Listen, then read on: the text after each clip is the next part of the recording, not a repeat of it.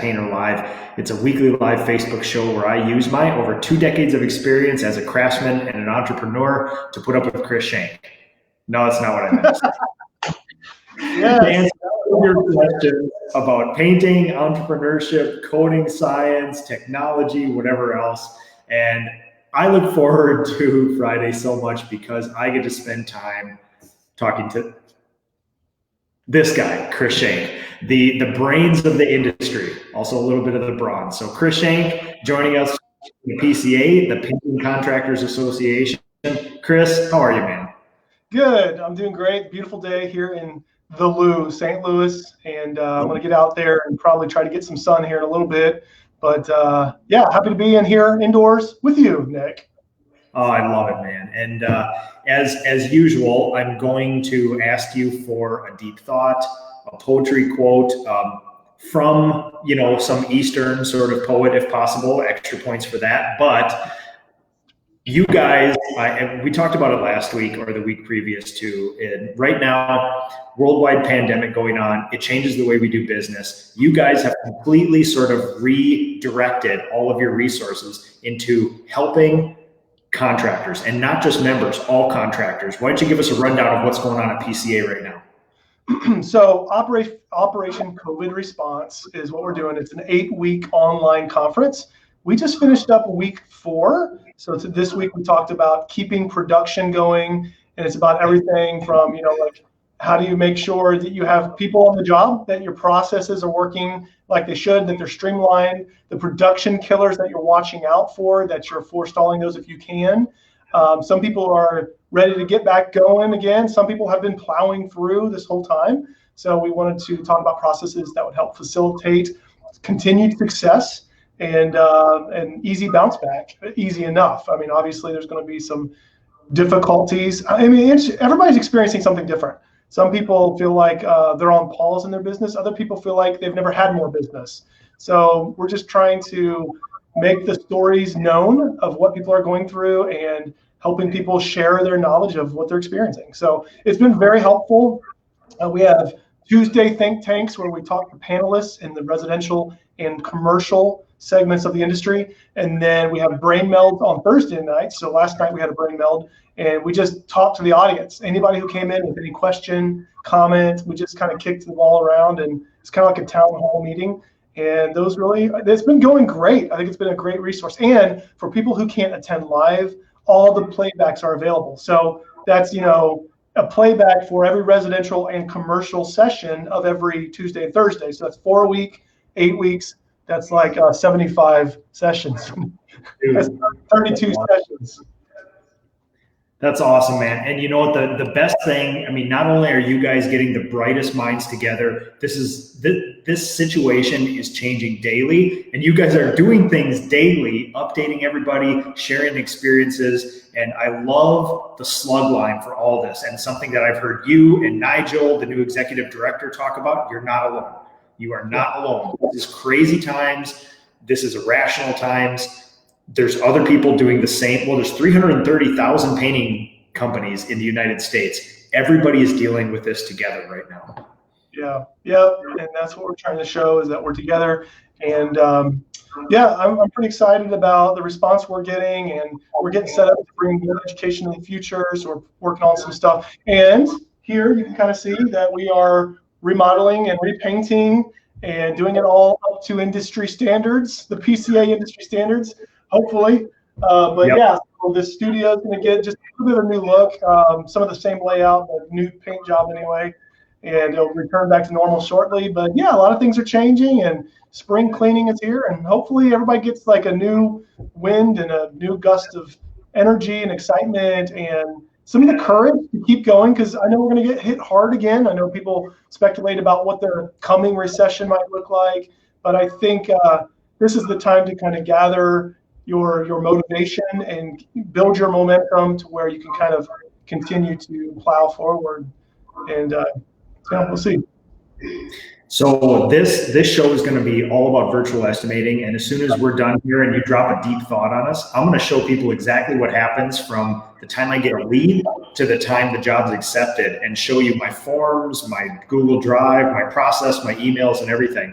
And that's actually what you guys are focusing on right now at the PCA. And it's a good example of people have been dabbling in this for years, and people have been trying to get some systems down. And then a paradigm shift happens, and the change that probably would have taken place two years from now, which is in mass virtual estimating, is sort of happening now, and contractors are adapting. Yeah, I'm hearing a lot of talk about virtual estimating. You're one of them talking about virtual estimating. You were on our think tank this last Tuesday, right? Yep. Yeah, we were on. We had the Nick and Nick thing going on, and you guys talked a lot about all kinds of stuff, but you guys touched on virtual estimating. And I think the week before you did too, actually. That was a really good brain meld last week. But we decided that we are going to be building a learning pathway with individual videos on all the different components of virtual estimating in the residential sector, and then we're going to do one for commercial as well. So we're inviting you to be a part of that and excited about that. But that is our PCA contractor question of the week this week. It's about virtual estimating. So what is changing in estimating right now? And if it changed a while back, how are people applying the new knowledge of estimating? And then what about virtual estimating? Obviously, it's all about virtual estimating right now. So we'd love to hear what you're up to. Yeah. So my one thought, and the clinical sort of act of filling out an estimate is not a big deal. It's a sheet. It's got numbers on it. You send it to somebody. They say yes or no. But you and I like to talk about larger concepts, which is in our world, there's limiting beliefs where they say, yeah, but how could you ever sell a paint job if you don't meet the client and see the house, which is a knee-jerk reaction. It's understandable. I had it at one point too, until you get some data behind you. So I'm trying to figure out, that I've never found a really succinct way to say this. Maybe you can, but there's a value in meeting in person and trust. But there's also a value nowadays because of the Amazon effect of immediacy. So when somebody wants to paint the outside of their house, they want the information right now. People find value in you scheduling an estimate a week from now, coming out there doing the estimate, and then mailing it or emailing it a week later because they can meet you, they can talk to you. I found that in recent years, people find just as much value in getting that estimate within a day or 2 hours as they do in waiting 2 weeks. Because at some point, there's a declining amount of trust or interest based on the time they have to wait, and an increased amount of trust and interest based on if you can move that up. So what I find is I'm still a person-to-person, hand-to-hand sort of person, but at some point you have to understand if I could email a guy and say, I need my windows washed, and within an hour he could say, hey, send me 4 pictures of your house, and an hour later he has an estimate, I'm like, wow. Or if some guy said, we're going to wait till next week, I would say, you know what? I'm interested in both, but if a guy can get me an estimate today and you know what, the price is reasonable, I'm not going to wait a week. I'm just going to take this. So there's this weird sort of axis of where, where people's values change, and they all of a sudden value velocity of the estimate versus the personalness of the estimate. So. Yeah. I think that's interesting coming from you because, you are a very personable person, and you like the face-to-face contact, and you like going out on estimates, and I think that's how you land a lot of your business.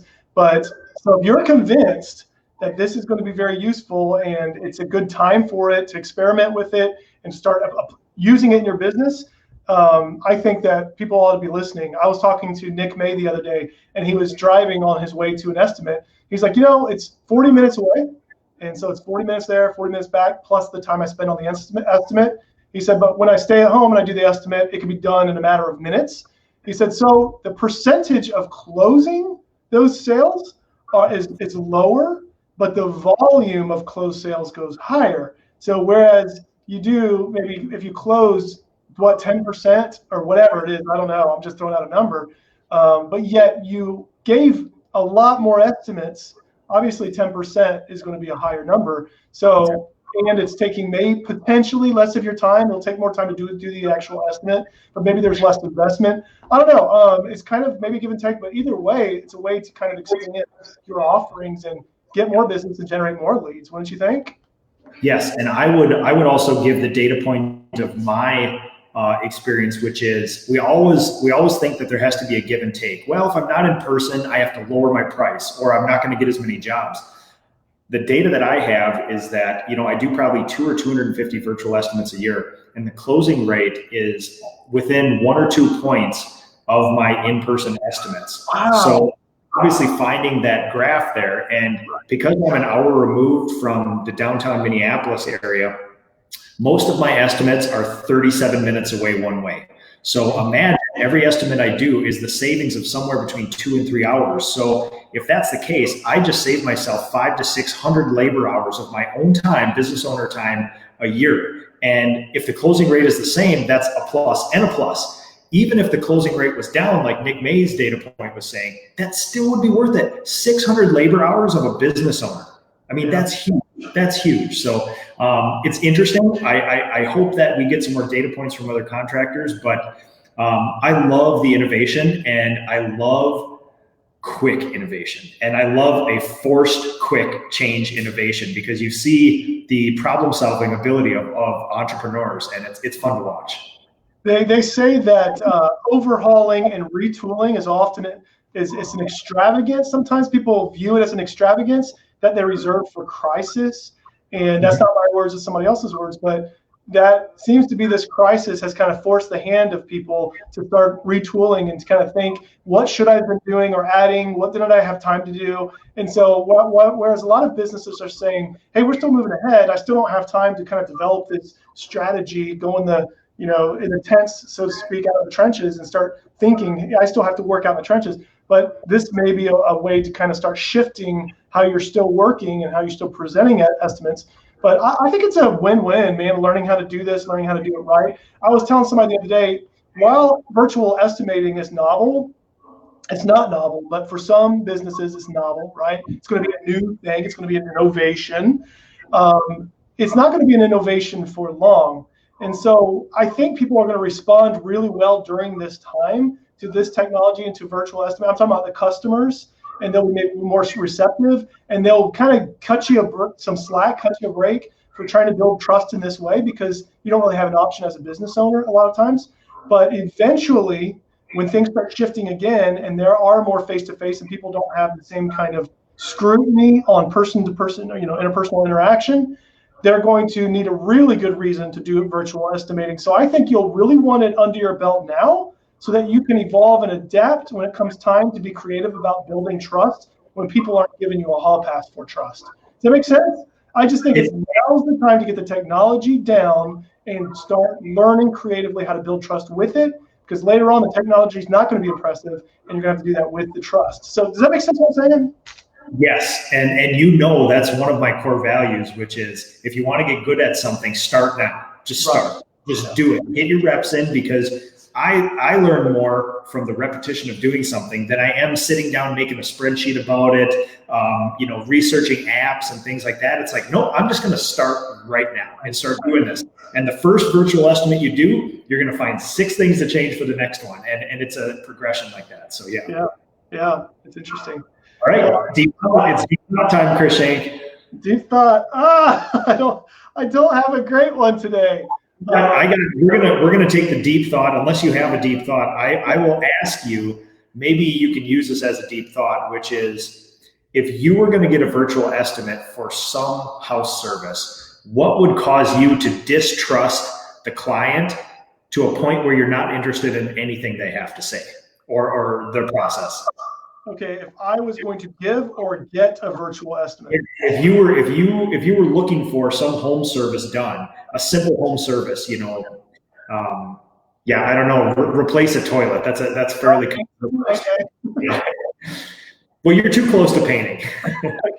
If I was, let's say plumbing, okay, and I was going to have, you said client, but if that service provider was going to give me an estimate, what would cause me to trust them less?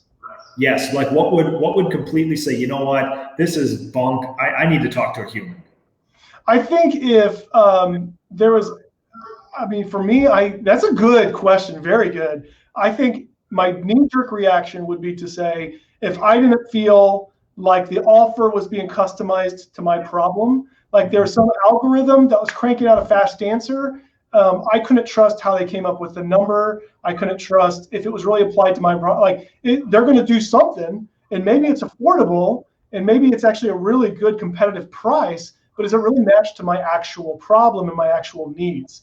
So with plumbing, it's like, I'm afraid they're going to get out here and actually go do it, and it's going to be like, no, sorry, that wasn't what it is, but it's going to cost a lot more.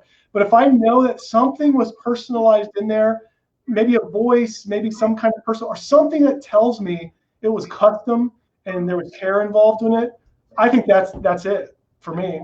Yeah, I like it, man. It's good insight, and it's good insight for us to flip this and say, well, a lot of times business owners are too close and they skew everything as to what's the best for them. And it's sometimes to take a look and say, if you were a client getting a $10,000 paint job on the outside of their house, would you accept this on the spot from somebody you've never met on a form that's sent over the internet? Like, it's a tricky situation, man. It's an interesting thing. So I don't think you lose it when, I mean, even with what I was saying, that there are ways to personalize it. Somebody was saying, they were talking about cleaning services, and I know I think Zach Kenny, he's taking videos of him cleaning. He's showing some of the process and including that with some of his bids and estimates to say, here's what we look like. Here's how we do the process. Here's us actually going out and doing it for somebody. It's a way to personalize it, give you that personal connection. I know somebody else was talking about providing a virtual estimate and they were including like a pamphlet or a handout about disinfecting services when they had went and completed a job. So they're attaching the bid or the sale to something that they've already completed. So you're tying it into some of the trust that's already being developed. But yeah, you gotta develop some of that trust, or it's kind of a cold calculation that's not maybe attached to what people are actually needing. Yeah, you want to make it personalized. I don't know. Good luck with that, Nick. I think you're going to show us today, right? Yes. As soon as we're done here, I'm going to actually show people exactly how I do a virtual estimate from the lead that comes in to the finished product. And I'm going to get to some of these questions. We're getting a lot of questions today, so I'm going to hammer a few of these out and then get to the virtual estimate. Okay. All right, man. Hey, always good to talk to you. Say hi to everybody there. And seriously, from somebody with boots on the ground, thank you for all the work you've been doing with the COVID stuff and adapting it to contractors recently. It is some of the finest education I've ever seen. It's timely, it's perfect. We have these questions, you guys have the answers. Well, thank you so much, and thanks for being a part of it. You're one of our panel of experts, so we appreciate it. And I'm looking forward to seeing the rest of this. All right, man. Thanks a lot, Chris. All right, bye. Okay, here we go, folks. And I'm going to pull up my share. This is the part where Chris makes faces at me. And down below, gotcha, Chris. All right. Hi, guys. Be careful, man. I'm going to pop you back up on the screen. Okay. Thanks, Chris. Have a good weekend, man. Okay, so I'm going to bring you guys through my process here. I'm going to answer a few questions, and then we are going to get to let's see here.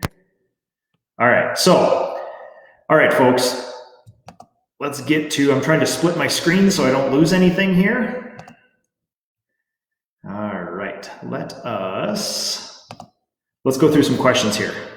All right, Mike McGrath. Oh, Mike, it's turkey season up in New York. I'm still going to take you up on come seeing about some turkey hunting with you. Also, right through my office window here, I saw the first turkey ever on my own property here. We've been owning it about 6 years, and I'm very happy about that. So, Warren King, man, I love Warren King, guys.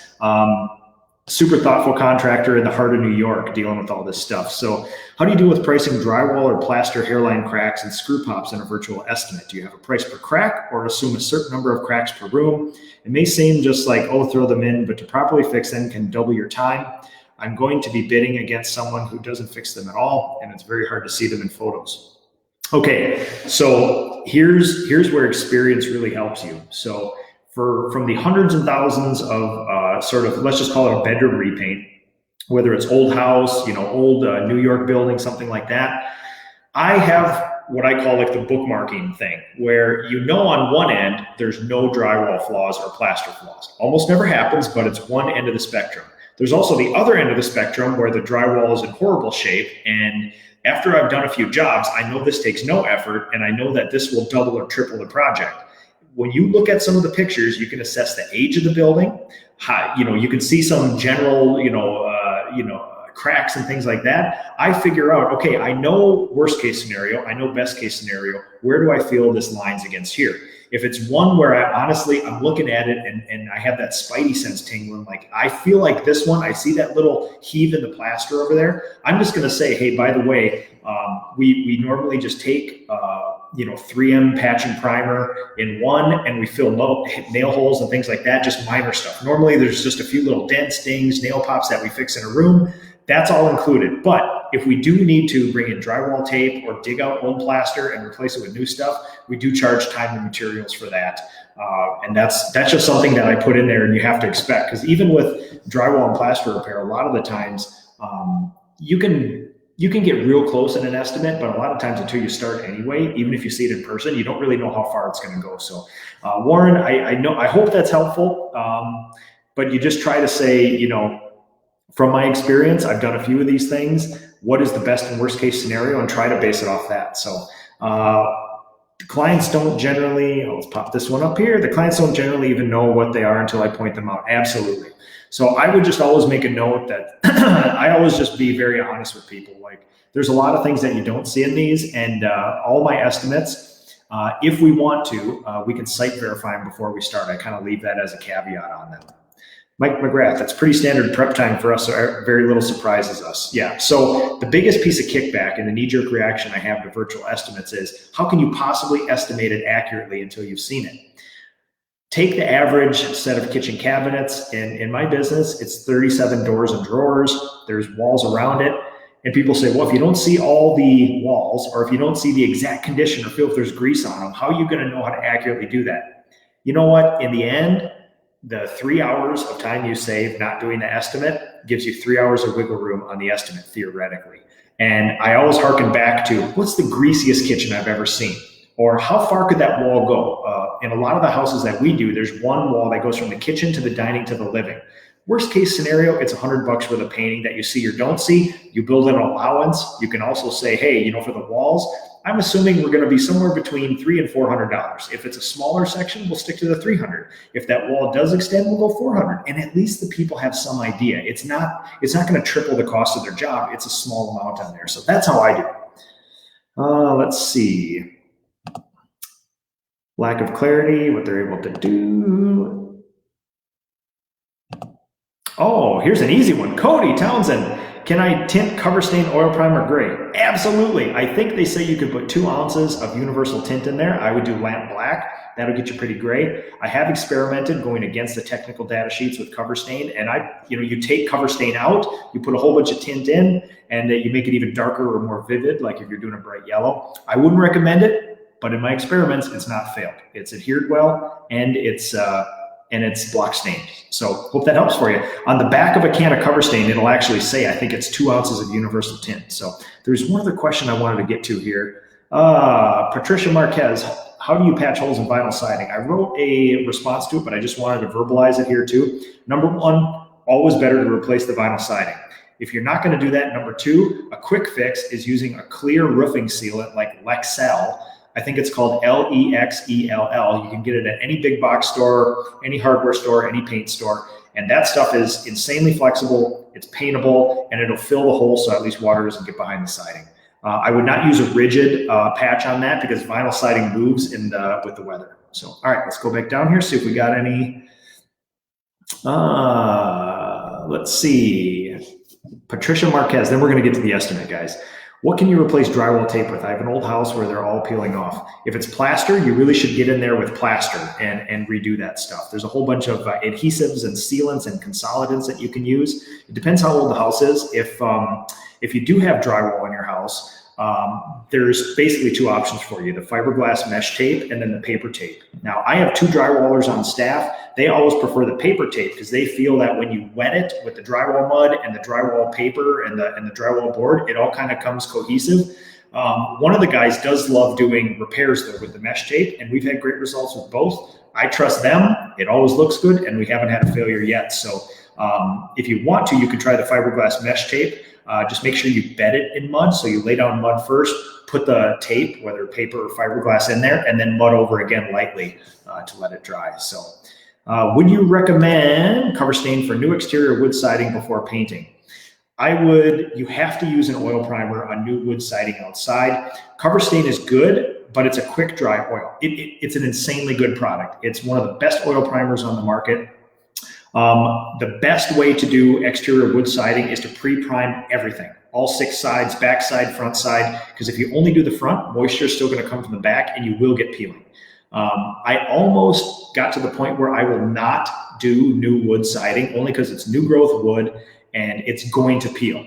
The best chance of it not peeling is to pre-prime it all, or use a penetrating solid color acrylic stain 2 coats, something that'll get into the wood. But definitely pre-prime that stuff. The only thing better than cover stain for pre-priming exterior new wood would be a long oil, an oil primer that takes insanely long to dry.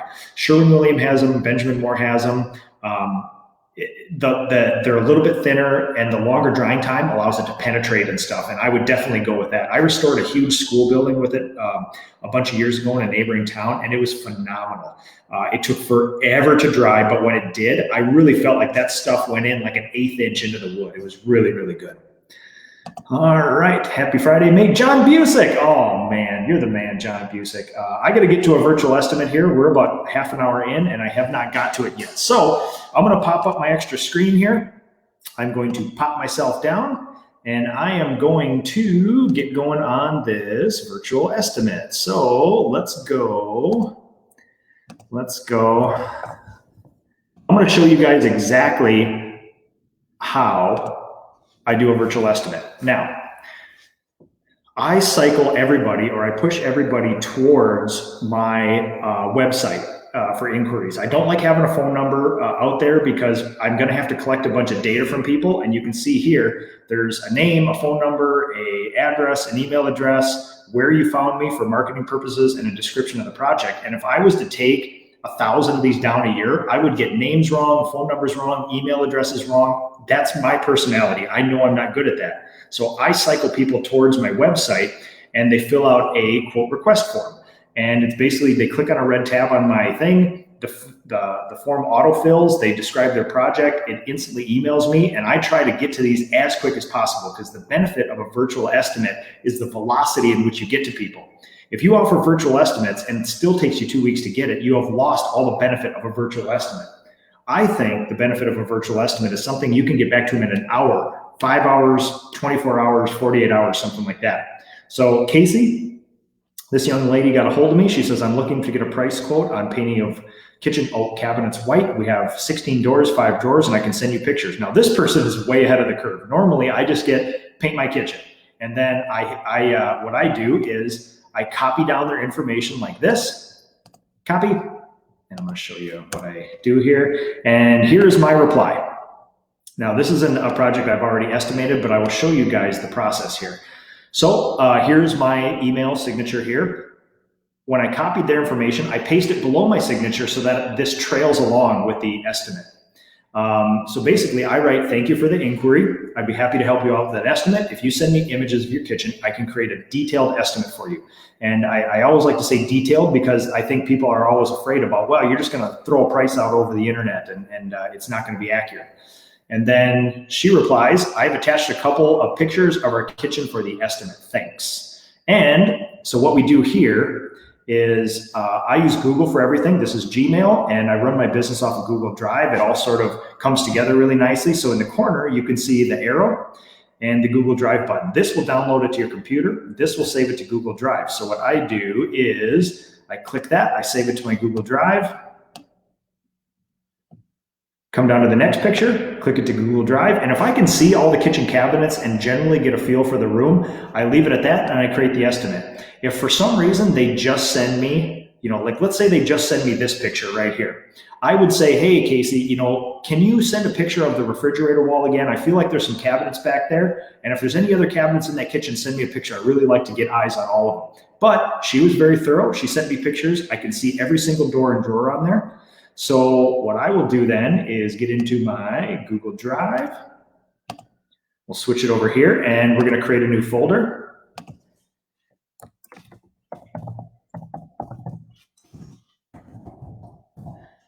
Okay, so there's my new folder for Casey.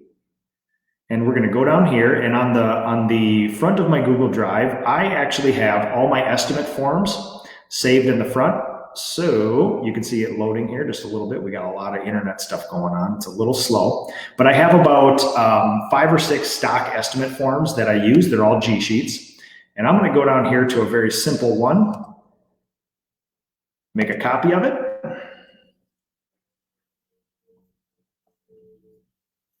And it'll take just a second. It'll show me that. All right, so there's the copy of the estimate. I'm going to drag it up here. Sorry, we're a little slow. Runs a live feed here. All right, so we have the folder. I'm going to change the name of the estimate to her, and I have a standard format in my company. So I always do last name first for searchability, a dash, and then their first name. Because there's a lot of, Andersons in Minnesota. I probably have 42 Andersons in my thing here. Oop, I forgot to right click. We're going to rename that. Sorry. For the folder, we do the name and then estimate, so that when you look at it, you don't have to physically see it. So I'm going to pull up my estimate form. Come on, estimate form. Here we go.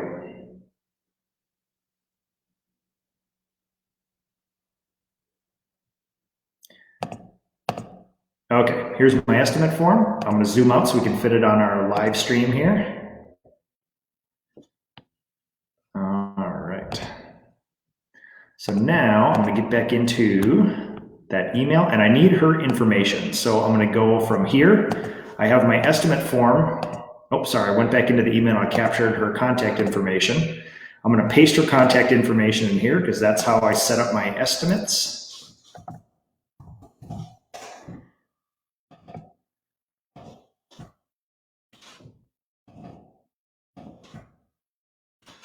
Going to format this to this is probably one of the biggest downsides, if you can call it that, of this Google system, where there's a little bit of manual entry. So we'll go 01 May 20, and then to get everything formatted correctly.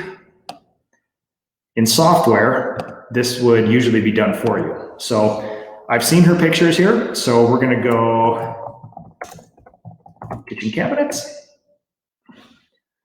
And then usually we go, give or take, I always put a little tilde right there.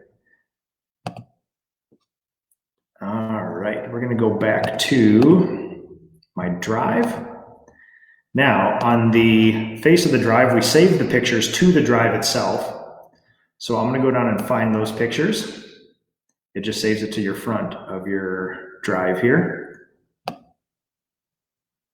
There we go. There's her 2 pictures. I'm going to select them both. Try not to seize my computer up by doing this, but we'll drag these all the way to the front. We'll drag them up to her folder. Sorry, this is running a live stream and doing the Google here is a little bit slow.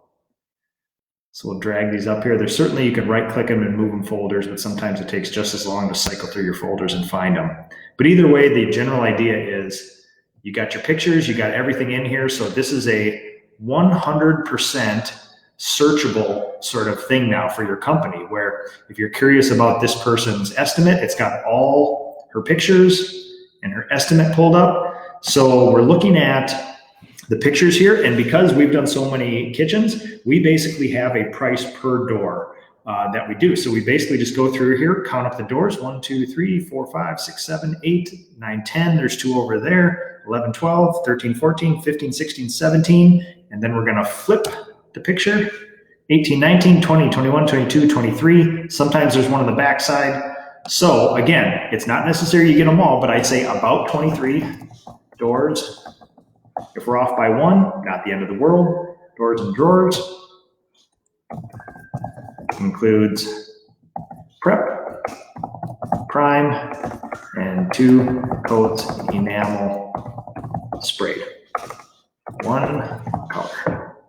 And then it's 23. We will go our price in there. And then I always like to do the kitchen walls at the same time, or at least give them the option. So we will go kitchen walls.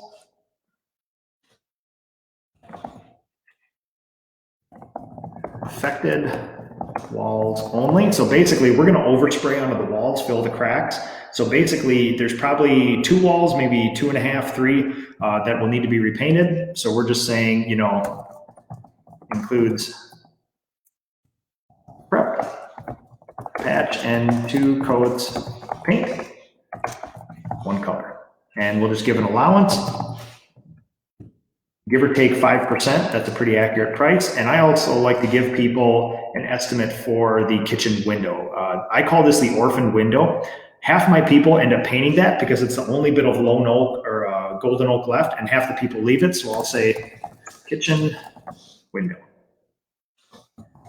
We'll go jam and casing only. The age of this house, it's going to have a vinyl window here, and you can actually zoom in on these pictures and see it's a vinyl window. So it's only going to be the jam and then the casing. So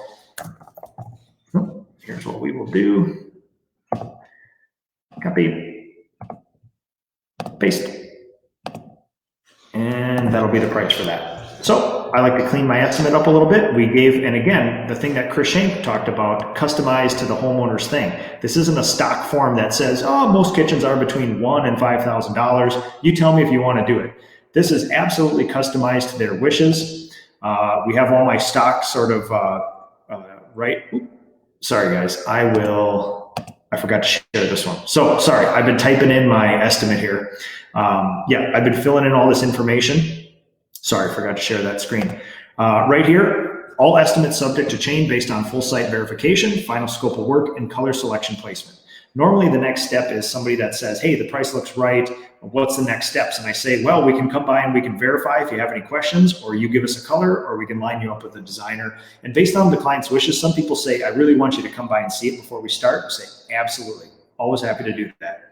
Here's my stock sort of stuff at the bottom of my estimates, payment options, credit card fee, a total. So what we're going to do is download it into a PDF because we're not going to send my client a spreadsheet. That just doesn't work very well.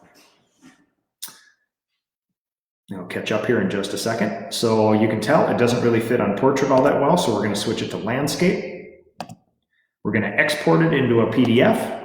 And then what I do as a permanent record of the estimate, what I do is go back to my Google Drive, and on my Microsoft Surface, it shows up at the bottom of the screen. I just click and drag up here like this, and now I have a permanent PDF copy. So if this does get altered later, I have version 1 of that estimate.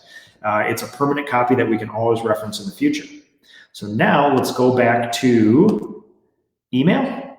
And I like following the same thread of email because you can look back at your entire history and sort of follow along as the project happened or as the estimate did for data later. So, and here's basically what I send to them in return. So thank you for the images. And this is I have about 6 or 7 stock emails where I copy and paste the writing. I customize it to them, obviously, but it saves you the time of writing again. So thank you for the images. You'll find attached your estimate, your info sheet, next steps, and images of my work. So those are very important things that there's a lot of things for the client, but it does build trust with them. And before I get into that, let me just check and see if the comments are, let's see. Okay, yeah, sorry about that, Eric. Yeah, sorry about that. And Ray, I'm happy to talk price with you offline too, if you want. Ray, I don't have a minimum. I don't have a minimum. All right, just making sure that everything's going well here. We'll condense this back down. Okay, this is a project I'd love to do for you. Please let me know if you have any questions. So I'll walk you through my attachments here. So number 1 is the PDF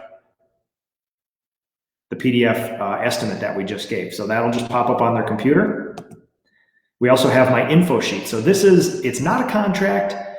but I have them sign it. This is basically a more in-depth scope of work for walls, ceilings, and cabinets and trim that basically tells them this is what we do, this is what we don't do in general notes. I also make some promises right over the place where they have to say, right where they have to sign. Some things that I really want to differentiate from people is this. It's already a promise that contractors normally don't do this. We help with color. So either I can help with color or we can line up a designer for them. We move furniture. We clean up after ourselves, and we're responsive. So to me, all the things that contractors usually are horrible at, I make special mention to let people know that we are very intentional about this, and this will set us apart. Now, some of the most popular things on this form that I've shared through the years is this thing right here, which is low-tack painter's tape and paper will be used to protect all the floors. Damage to floors from low-tack painter's tape is a sign of failed improper floor finish and is the liability of the flooring contractor. So there's a lot of things, again, from experience, you write in here. It's not basically just covering your own ass. It's being honest with the client that if, these are the things we've experienced. These are the things that are absolutely going to be our fault if it doesn't meet your standard. But here are some other things that you need to hold your other contractors accountable for. So just little things like that. And it's basically a FAQ for the whole process. And then I have a form I give to all my clients, which is I try to differentiate myself and this is a process we call next steps or what to expect. So if a client does want to use this is the document that they look through. So what you can look forward to when you choose us. We're not like other contractors. Trust is everything. It all starts with our people, and I kind of tell about our apprenticeship program, our craftspeople, our core values, things like that. We want to make the process refreshing for you. We take prep seriously. And again, artful images of our people actually doing what we're going to be doing in this person's house. It really helps them understand what's going on. We move furniture. We clean. Again, pictures of our craftspeople cleaning just to drive the point home. We help with color. Our wall painting process, and it basically gives the high-level approach to this is exactly what we're going to do in your house. Our cabinet and trim process, so same thing. It basically gives the high-level overview of what, again, FAQs, the top 5 things that I always get asked. I just put out there so they don't have to ask. We give some before and afters because that's very satisfying to look at. We have a proven process to make your home beautiful. So you've chosen us for your project, now what? And then it basically says you'll be contacted by one of our client concierges, people whose sole purpose is to get your job ready, schedule your project, answer your questions, ensure the standards are met. So again, it's telling people that, Nick is going to be here, but he's not going to be doing the work, and he probably won't be setting up your project. It lets people know that I'm here for them for their project, but it sets expectations that I do have other people in my company and some other people will be doing some work too. And there's the process. This basically outlines in 5 steps what's going to happen if you do your project with us to completion. And then there's ways for people to get a hold of us, our 2 client concierges. And then I also include some images for them. So I always send them the oak sample door to show them what we actually do to their house. We have a before and after, and then we have a nice before, nice after to help them out. So that's the packet that somebody gets. And then basically I just wait for, they said, hey, thanks for the quick response. I'll talk with my husband about price and get back to you. And I say, sounds good. Thank you. And normally what I do is follow up 3 or 4 days later just to bring some closure to the estimate. So, all right, let me get back to full screen, check the comments here. All right. So let me pull up this guy again. Let me switch my screens. I want to show you guys one other thing that I use, and this is kind of I've been using this for about 2 or 3 years now. It is called Hover. Hover is an app you can put on your phone, and what it is, let me see if I can get this. Come on now. There we go. So Hover is an app on your phone, and I'm going to show you guys right here. Basically, what it does is you can go to the address of the house you're at, and you can take 8 pictures around it, and usually within 24 hours, they send you back measurements of the actual house. Now, What it's mainly for is contractors for either full house rebuilds or roofing contractors. They can get you a roofing estimate really, really quickly with this. For painters, a full 3D build that they offer is a little bit overkill, but in 24 hours for somewhere between $40 and like $100, they can give you full measurements of the house. Every bit of soffit is delineated out. I'll share this one with you. So this is what they send back, a huge report. This is a 33-page report on this house. And this is one that I actually did yesterday. And basically it walks you through, it'll tell you exactly this house, I took 8 pictures of it, and it'll spit out, you now have 3,600 square feet of siding on this house. It'll show you trim, 59 square feet of trim, the openings of the house, and let's see, there's a lot of stuff for contractors, but basically this is sort of the number that I look at here, which is there's that. And once in a while, if they want the soffits different, then you'll go after, you know, that sort of thing, the measurements for that. But basically, this is so cool. This is also a super sneaky way to get production data. This is what they send you back in 24 hours. And you can basically look at every window is numbered. They give you all the measurements. It's a fully measured drawing for a house. And you can go by side. So it's interesting if you say, well, hey, let's get rid of the garage. Well, garage, let's just say it's side 1, 2, and 3. Well, you just take out 1, 2, and 3, and there is your square footage for the garage too. So it'll give super precise, super exact measurements. And what I've done is actually gone back over the years on houses that I've completed 2, 3, 4, 5, 6 years ago, gone back, taken hover measurements, and then said, here was my price, here was my paint usage, and here was the square footage. And you can start making those production rates that we all want, which is, here's the amount of square footage, here's the time it took us to do it, here's the number of colors, and here's how much paint we use. So I do this for every exterior job that I do now as sort of a receptacle of data collection. Yes, there is a little bit of a cost to it, but what would you pay? Would you pay $40 or $50 per job to get perfect, exact production data? I would argue yes. That is a very easy thing to do. Now, another thing that's really cool about Hover is you can actually send, if you want to talk real virtual estimates, because sometimes people say, hey, you know, on the outside of this house, here, I'll kind of show you this. Somebody says, you know, hey, I want an estimate for the outside of my house. And you say, oh, great, send me some pictures.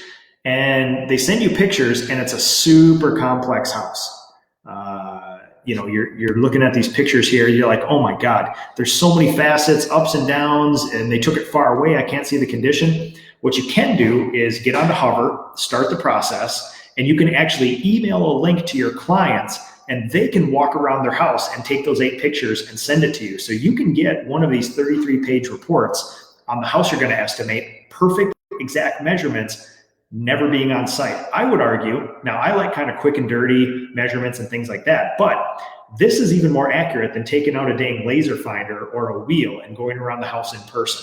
So another option. Again, Hover doesn't sponsor any of this. I've just used it for 3 years, and I thought it's a really unique tool. Yes, for estimating, but even more so for gathering production data. It's a super sneaky way to gather all that stuff. So what I'm going to do is, sorry, let me get out of here. Let's go through some, sorry, redoing my screens here. All right, let's make sure we don't have any other questions here, and then we will get on with our Friday. So, all right, everybody, I think that's about it. I think we're all caught up with Ray's last question here. Let me make sure the feed is still going through. Other than that, I do appreciate everybody's interaction here. I love all the questions. Let's see what else we got here. What was the price for the cabinets? Oh, yeah. Oh, sorry. All we can see is the pic. Yeah. I corrected that.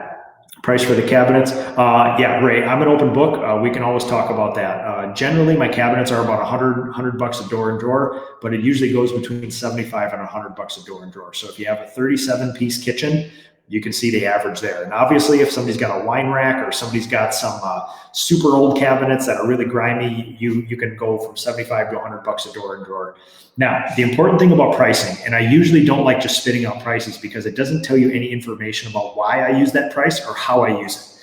You have to understand, we have a company that's growing. We have a rigorous apprenticeship program where we need a lot of really good work for my people. So my prices are probably lower than most other painters based on what we do, only because I need a lot of work for my people, and I need a lot of sort of similar basic cabinet painting and things like that for my people. So my prices are probably a little bit less than most painters and very competitive, if nothing else. So what's your close rate? 47% is my SR, my success ratio, Eric. And what, 47%, and give or take 3%, my virtual estimates are about the same close ratio. So for me, a virtual estimate is more of a win than driving out there. Now, I still like doing hand-to-hand. I like meeting people. I like seeing the houses, because overlaying my experience onto visually being in the house is the way to get the most accurate, perfect estimate. Virtual estimate does about 98% of that, give or take. And the data point I can give you guys is for every 200, I'll say about maybe 175 virtual estimates, I misestimate one to the point where it's like, ugh, yeah. Like I had last summer, I had a client send me pictures of the outside of their house. It was very straightforward. I thought I captured it all. Turns out he sort of selectively left out about 2 sides of the house that were very impactful to my rate. And because I wanted to be honest with them, I said, you know what? It's my fault. I should have been out here in person after all to do this. I took it upon myself. I certainly could have backed away from the job and said, you know what? It wasn't what I estimated. I'll walk away. I wanted to be a good contractor, so I followed through. 1 out of 175, not a big deal. I've never been surprised on a kitchen. I've never been surprised otherwise on an exterior. I've never been surprised at all on a deck. You can see the entire thing, and I know what the worst deck is, and I know what the best one is. The one thing that I won't virtually estimate right now is whole house trim, cabinets, walls, ceiling, closet, that sort of thing. It's just the importance of capturing everything is so important. I haven't had success with clients giving me 6 pictures per room for a 20-room house and me capturing everything. A lot of the times they'll take a picture and you can't tell if that wall is next to the next one. So still, those are huge estimates. I still like to go in person. Yeah, so that's what I do there. I need a computer class. Oh man, listen, I am a craftsman. I love painting, and I can do spreadsheets, and I can do this. This is as easy as it gets. Just because it's technology doesn't mean it's hard. So no excuse, Steve. You got this, man. All right. So I think that's it, everybody. I'm just check my notes, make sure I didn't forget anything. Other than that, that's about it, folks. Thank you so much for watching. I really appreciate this. We got one more that just came in under the wire here. Noah Cantor. I'm in the process of creating all this myself, and seeing walkthroughs like this really tie it together in my head. Yes. So everybody's knee-jerk reaction. I'll say one other thing, and then we're out of here. Everybody's knee-jerk reaction is send videos or Zoom meetings or something like that. I will give you this data point. If you get on a Zoom meeting or a Google Meets with a client, number one, they have technology issues, and it usually doesn't work out. Number two, they talk too fast. Number three, they walk too fast through the house. Number four, it's very frustrating to tell them to stop, open up the closet, turn it to the left, turn it to the right, and then you take 10 seconds and write notes, and they get very frustrated. You can tell it's a clunky system doing a Zoom meeting or a Google Meets meeting with a client. I will absolutely do it if they want, but I let them know this might take me about a half an hour because I'm going to ask you for some very specific things. The worst virtual estimates I've ever done are where the client takes a video. It's not because they're not good at it. They do what they think we need, but sometimes they don't understand what we need. I need references where I can zoom in, zoom out, move this way, move that way, this and that. A brief glance at a wall like that, I can't tell if the window sash is wood or if the window sash is vinyl. That doubles the price of a window for me. I need very specific information. So I do not prefer to do that. I know most guys' knee-jerk reaction is, oh, it's going to be great. They're going to send me a video of the room. And I think one of the only times I've misestimated an actual room is when a client sent me a video. I just said, hey, pictures, I prefer pictures. And they said, no. I'm going to send you a video. I'm going to one-up it. And I said, no, please just send me pictures. And they sent me a video anyway. And they left out a wall. And that wall contained an old wallpaper adhesive mural that they tore off, and there was adhesive all over the wall, drywall damage, and they conveniently left it out. And I'm assuming that's why they videoed like that, because if it was a picture, you probably would have captured that wall in it. Now, I don't think any of my clients are malicious. I just think that they think, yeah, I'll just take a quick picture of the room, I'll zoom it around a little bit, you know what you're doing, just do it. It just is what it is. But again, the data points are so low. Everybody focuses on what can go wrong. I will say 1 out of 175 does not go as you plan. For me, overwhelming win, and I will gladly do that. So, all right, everybody, thank you so much for this. I do appreciate it. I will be on here answering any questions. I would love to help every contractor if they want with virtual estimating. I can share data, I can share experience, and I can share with you my forms and stuff too. So thanks, everybody. I do appreciate this. It means the world to me. Happy Friday.